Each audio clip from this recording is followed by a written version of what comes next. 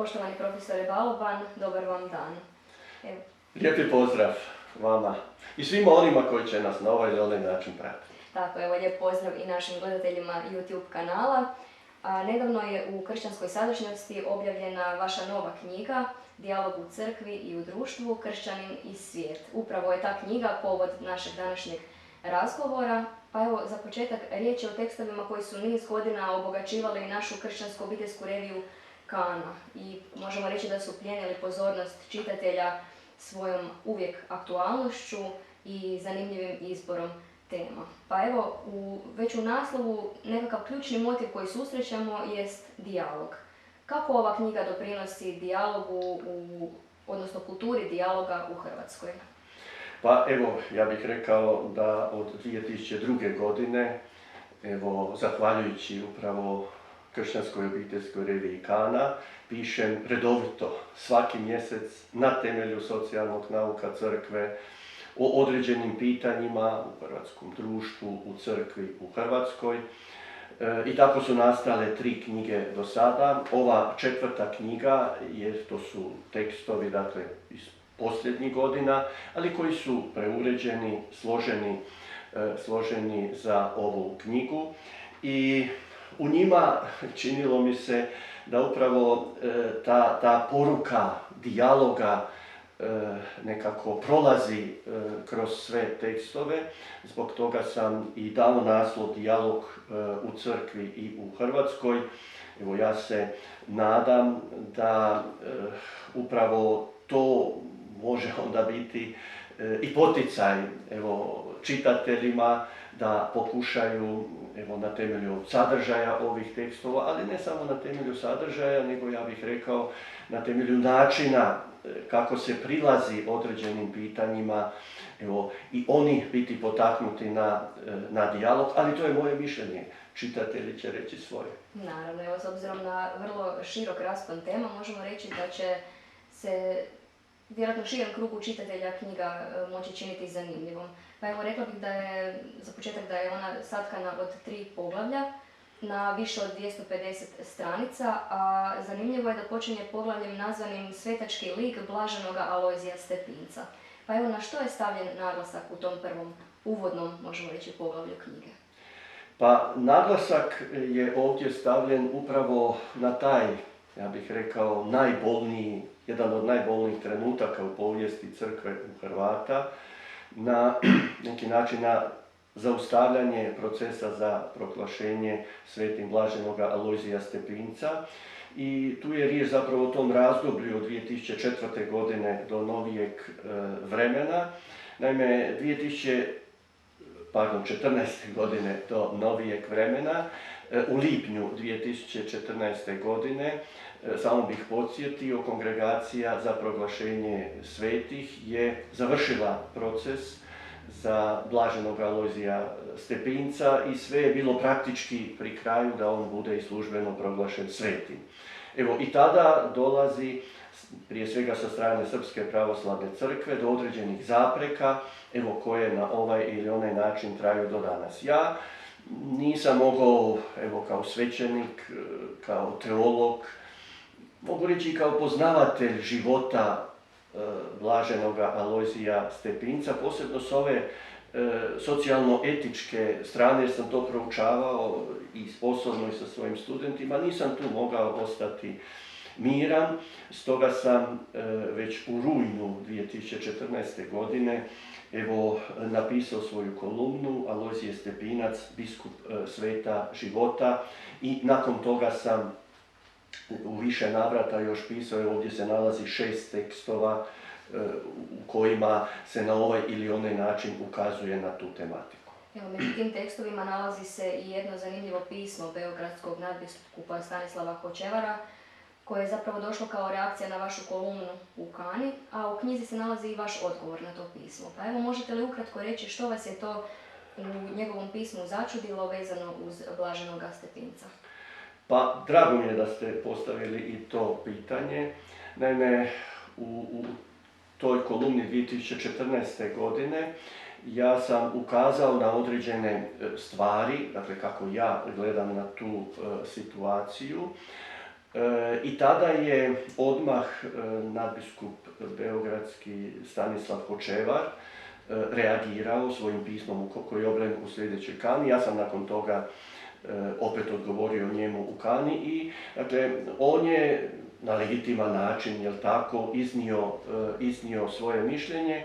No ono što, evo, mislim da će proizaći iz oba pisma i zato mi je drago da su stavljena u ovu knjigu, da će proizaći zapravo to što je bilo moje očekivanje, ili ja bih rekao očekivanje Hrvata katolika. Naime, nadbiskup Stanislav Hočevar je Slovenac i on jako dobro poznaje, mislim, situaciju, posebno u Drugom svjetskom ratu, a koja se odnosi na proganjane svećenike i redovnike iz tadašnje Mariborske nadbiskupije, koji su pronašli svoje utočište, dakle, u Velikoj Zagrebačkoj nadbiskupiji. Oni su proganjani zbog Njemaca i jedno vrijeme je bilo gotovo 500 tih svećenika ovdje smješteno i za njih se brinuo tadašnji zagrebački nadbiskup Alojzije Stepinac. Mislim da će čitateljima doista biti zanimljivo ovo prvo poglavlje knjige, koje potom vodi i do drugoga, koje je naslovljeno Dijalog u crkvi kao putokaz. Pa evo, možemo reći da se čitatelja želi usmjeriti prema vrlo aktualnim temama. Vi ovdje pišete i o enciklici Laudato Si, o migrantima, o braku i obitelji. Nekoliko podnaslova nosi i temu milosrđa, ali i primjerice teme vezane uz Papu Franju i reforme i Papu i Hrvatsku crkvu. Pa zadržimo se kratko na toj temi. Evo, koje bi se promjene na koje poziva Papa Franjo trebale događati na razini crkve u Hrvatskoj? Naime, riječ je o promjenama. Činjenica jest da se promjene već zbivaju neko vrijeme, ne samo u katoličkoj crkvi, nego inače u svijetu, u drugim vjerskim zajednicama. I Papa Franjo, koji je izabran za papu 2013.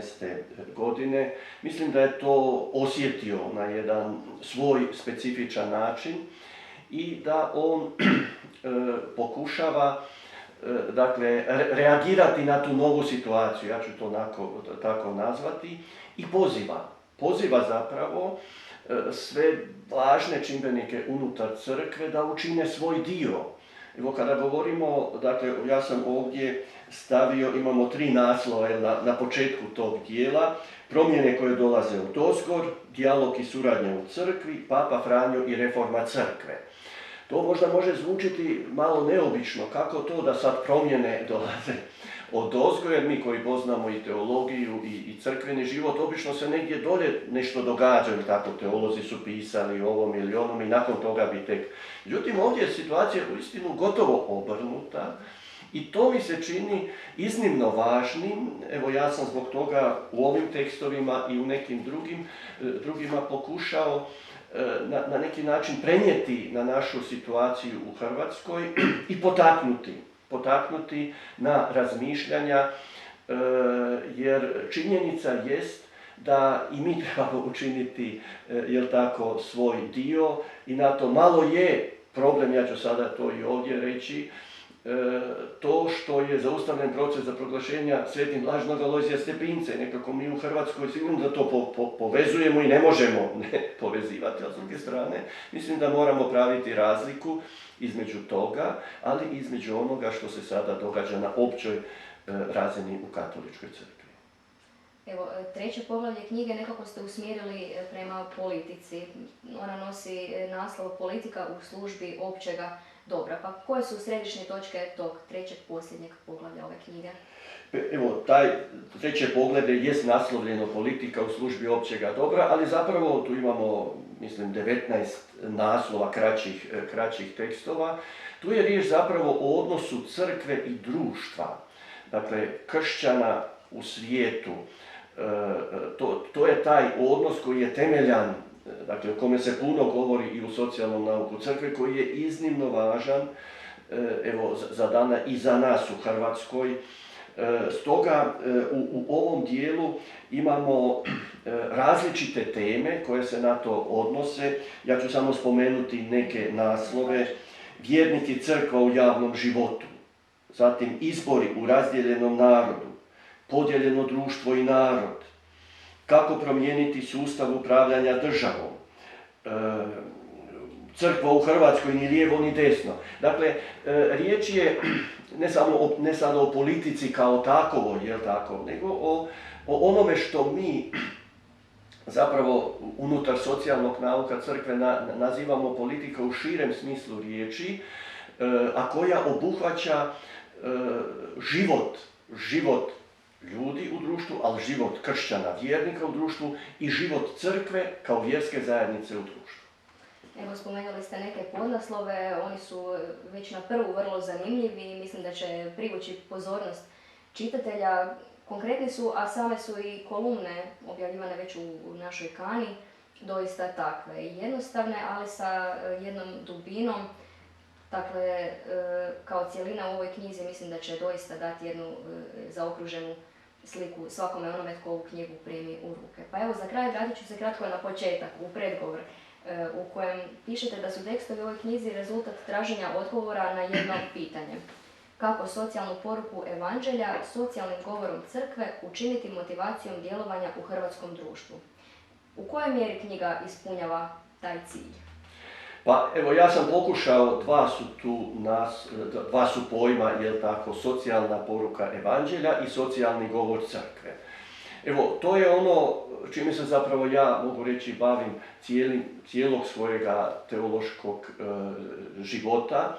To znači ono što nam dolazi iz socijalnog nauka crkve, a odnosi se na život crkve, posebno u odnosu prema svijetu, prema zbivanjima u društvu, to, dakle, prenositi jednim posebnim govorom. Evo, ja to nazivam socijalnim govorom crkve. To nije govor političara, to nije govor, sociologa, politologa, ali jest govor vidjeli ste neke naslove, ima i tu i drugih naslova, dakle, to jest govor o onome što se svima nama događa. Evo, ja mislim da u tekstovima ove knjige upravo je takav socijalni govor crkve koji je onda, ja ću reći, neovisan, dakle, koji čini onoga koji govori, jel tako, a to znači crkvu, to znači čini ju neovisnom,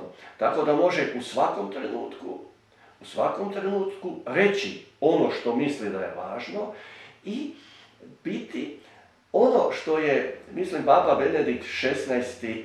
Za pokoda Hrvatskoj 2011. godine rekao: Crkvo Hrvatska, budi savjest društva. Lijepo je to zaokruženo. Evo, profesore Baloban, vaše nove kolumne nastavit ćemo čitati u novim brojevima Kane, a ovaj vrijedan doprinos sabran je u ovoj knjizi, pa evo, hvala vam na ovom razgovoru. Hvala i vama, a želio bih se zahvaliti jasno i našoj Kani, ali i kršćanskoj sadašnjosti koja tiska ove knjige.